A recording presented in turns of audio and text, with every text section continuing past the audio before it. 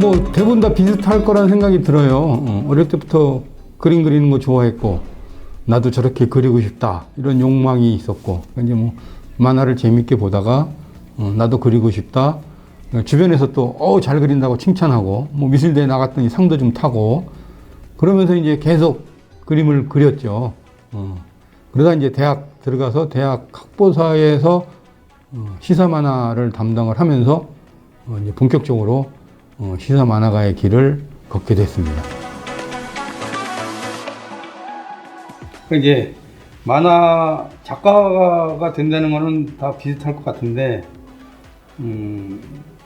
아까 얘기했던 그런 네 가지 능력들을 키우기 위해서 평소에 관심이 많아야 돼요. 무엇에 대해서 관심이 많아야 되냐? 세상 일에 대해서. 또 자기 자신에 대해서도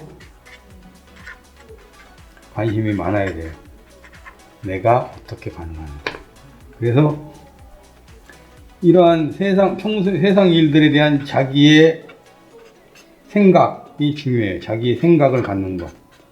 뭐 옳고 그르고를 떠나서 물론 가능하면 상식적으로 올바른 생각을 해야 되는데 자기는 그런 일들을 보면서 어떤 생각이 되는가, 어떤 느낌이 있는가, 이게 되게 중요한 거죠. 이건 이제 이런 것들 때문에 사실은 우리가 이제 뭐 하기 좋은 말로 인문학적 소양, 보통 드러나는 것, 만화가로서 이제 그 표현이 드러나는 건 결국은 이제 표현을 해낼 수 있어요. 이제 표현. 글과 그림으로. 중요한 거는 이제 발표되는 지면이 있어야 됩니다. 발표를 어쨌건 해야 돼요. 혼자서 글도 마찬가지지만 어쨌건 작가가 된다는 건 많은 사람들에게 자기의 생각을 드러내는 일이니까 그걸 발표하는 지면을 가져야 돼요. 예전에는 뭐 잡지나 뭐 출판사 뭐 이런 데 있지만 지금은 이제 많아졌죠. 잡지 출판사뿐만이 아니고 인터넷 매체들, 뭐 포털, 자기 개인 블로그, 또는 뭐 동호인 카페 등등등. 이제 이 네 가지 일을 갖추는 것들이 이제 저는 필요하다고 생각합니다. 장점이라면 아무래도 그 자유로운 거가 되겠죠. 자유로워 보이죠. 근데 이제 사실 또 꼭 그렇지만도 않은 게 저 같은 경우 이제 양다리를 걸쳐서 그때는 오히려 내 마음대로 내가 그리기 싫은 건 안 그리고 뭐 이렇게 했는데 전업 작가가 되고 나니까 적정한 타협점들이 필요해지는 거죠. 내가 정말 이거는 죽어도 못 그리겠다라는 거 말고는 어느 정도는 작업을 해야 되고 뭐 그런 또 뭐 어려움이 없지 않아 있고 단점이라면 생활이 불규칙해지고 대중들에게 그 충분한 인기를 얻지 못하면 불안정한 소득과 공공한 삶을 견뎌내야 된다고 하는 게 뭐 단점이라고 하면 단점일 수도 있겠죠.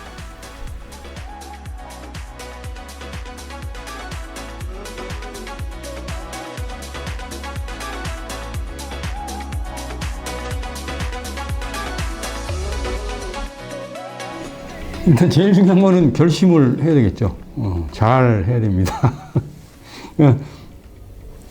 많은 사람들이 뭔가 이렇게 새로운 묘법을 배워서 빨리 배우기를 원하지만 사실은 아주 많은 시간과 노력이 필요할 거라는 생각이 들고 그에 따르는 방법으로는 이제 여러 가지가 있을 것 같아요. 근데 뭐 전력 투구를 한다거나 또는 뭐 양다리를 걸친다거나 뭐 삼다리를 걸친다거나 다 이제 그게 자기가 꿈을 버리지 않으면 그런 것들이 다 나에게 창작의 소재가 될 수 있다. 그렇게 생각을 합니다.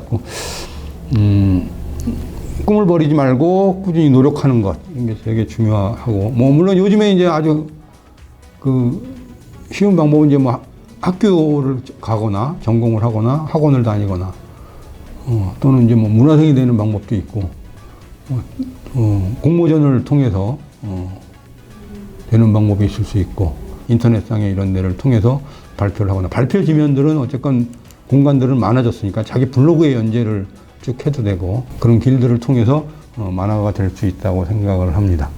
네, 이제 그림 그리는 순서를 한번 알아볼 텐데요. 그림을 그리기 위해서 제일 중요한 건 내가 무엇을 그릴 것인가, 그 결정을 해야 되는 거죠. 선택해서 결정을 해야 됩니다. 흔히 이제 이렇게 그릴 수 있는 방법을 한번 해보겠습니다. 마구마구 그리기입니다. 그래서 여러 사람들이 있는 걸 그릴 거예요. 일단은 머리를 그립니다. 그리고 몸도 그립니다.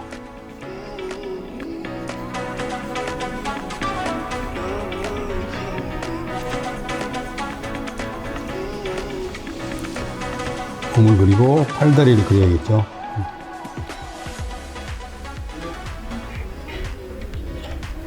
노동자들이 집회하는 모습을,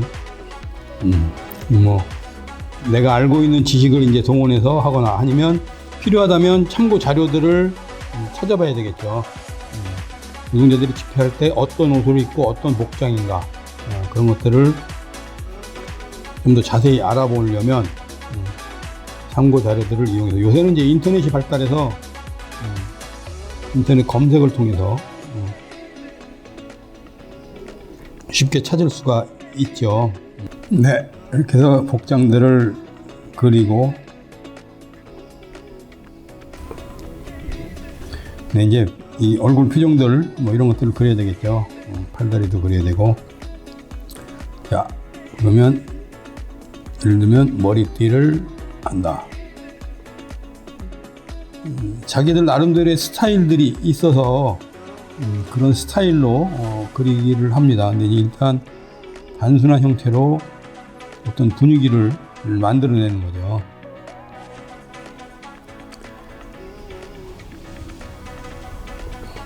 덥수룩하게 수염이 난 노동자, 또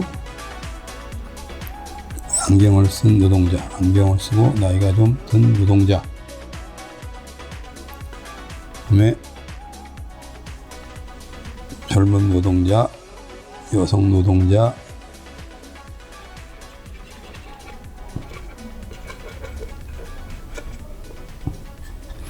기본적인 도형을 이용해서 우리가 이렇게 표현을 해낼 수가 있습니다. 그리고 이제 만화의 특징인 말풍선들이 들어가야 되겠죠. 움직임 효과를 주고 적절한 말풍선을 만들어줄 수가 있겠죠. 저 같은 경우는 이제 이렇게 그린 다음에 스캐너를 이용해 스캔을 떠서 컴퓨터 안에서 디지털 작업을 합니다. 이 만화는 기본적으로 흑백인 경우에는 보통 보면 결국은 흑백으로 표현을 하기 때문에 그 구분을 위해서 이렇게 해칭이라고 그러죠. 전문 용어로. 선을 이용해서 다른 옷을 입은 느낌을 주거나 무늬를 넣어서 다른 느낌을 만들죠. 네. 그리고 이제 여기에 좀 더 효과를 주기 위해서, 만화적인 효과를 주기 위해서 사람들의 목소리가 크다 이걸 나타내는 거죠. 고양이나 동물을 좋아하는 사람들을 시선을 끌기 위해서 이렇게 고양이 같나요? 쥐 같나요? 이런 식으로 그려진다고 볼 수가 있겠습니다. 물론 이제 좀 더 꼼꼼하게 다듬는 그런 과정들이 더 필요하긴 하지만 대강의 순서들은 이런 식으로 그림이 그려집니다. 그러니까 처음부터 한꺼번에 다 그리는 게 아니고 차근차근 덩어리부터 점점 다듬어 나간다. 그런 이 화면의 구성을 어떻게 할 거냐, 이거는 이제 사실은 그때그때 달라요. 지금 이렇게 전체적으로 다 그려졌지만 화면을 이렇게 잡을 수도 있죠. 얼굴만 집중적으로 해서 더 분노한 것을 잡을 수도 있고, 한두 사람만 딱 그려서 얼굴을 잡을 수도 있어요. 우리가 글자를 쓸 때 보통 보면 위에서 아래로 읽어 나가고 왼쪽에서 오른쪽으로 읽어 나갑니다.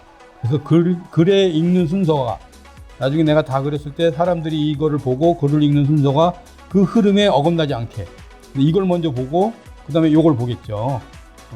근데 요게 이제 더 정확하게 더 재밌게 있으려면 화면 구성상이 좀 더 자연스러우려면 여기 있기보다는 사실은 오른쪽에 있으면 좀 더 자연스럽게 사람들의 보는 시선이 이렇게 내려가기 때문에 좀 더 자연스러울 수도 있었습니다. 그런 과정들이 콘티라고 하는 과정에서 이루어지죠.